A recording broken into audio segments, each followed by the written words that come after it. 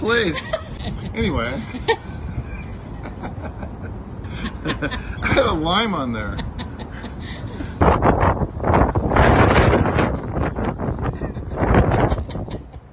We got cheese. We got lime. 3D pizza.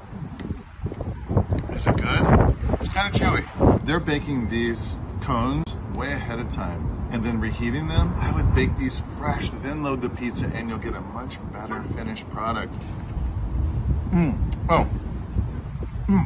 Okay, now we're getting into the good stuff.